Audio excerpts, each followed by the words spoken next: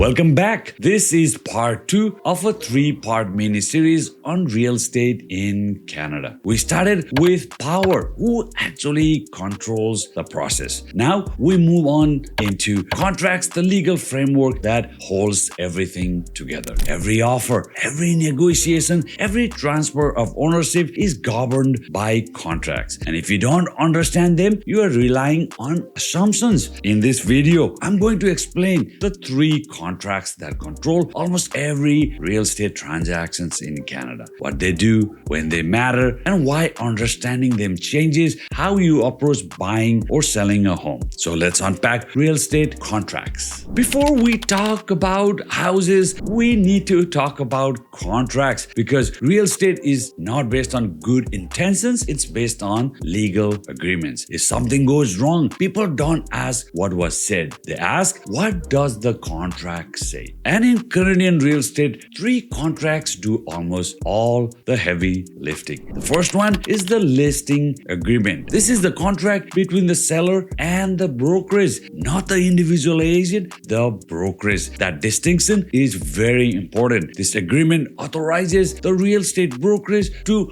market the property, list it on MLS, handle offers, and hold buyer deposits in trust. It also sets out the listing commission, the cooperating commission offered to the buyer's brokerages, the length of the contract, and the brokerage's responsibilities. You'll also notice that this is where listing commissions and cooperating commissions are established. Essentially, how much the listing brokerages are paid and how much is being offered to the buyer's brokerages. I'm not going to go deep into the commission here because that deserves its own conversation. But what I do want you to understand is this. There is no such thing as a standard or market rate for commissions in Canada. Everything in this agreement is negotiated between the seller and the brokerage. If you want a full breakdown of how that works, including percentages, flat fees, and cooperating commissions, I cover all of that in the next video in this mini series, Real Estate Commissions Explained. Make sure to watch that episode following this one. Here is something some people don't realize. The deposits are held in brokerages trust accounts. That means the brokerage, not the agent, is responsible for safeguarding buyer deposits. That's why it's important to qualify not just the real estate agent you are working with, but the brokerages behind them. Listing agreement creates the entire selling structure. Without it, nothing else moves. The second contract is the buyer representation agreement, often called the BRA. This is the agreement between the buyer and the buyer's brokerage. This document outlines who represents the buyer, what services the buyer will receive, confidentiality, and the obligations. This is also where buyer compensation is clearly outlined. When a buyer signs a buyer representation agreement, they are agreeing to compensate the buyer's brokerage for the services they receive. Most of the time, that compensation is paid from the seller's side of the transaction, but not always. There can be situations where there is a commission shortfall and the buyer needs to decide how to handle that. I'm intentionally not going to go deep into that here because in the next episode, Real Estate Commission Explained, I will walk you through exactly how buyer commission works, who is responsible, and what happens when there is a gap. That clarity matters. BRA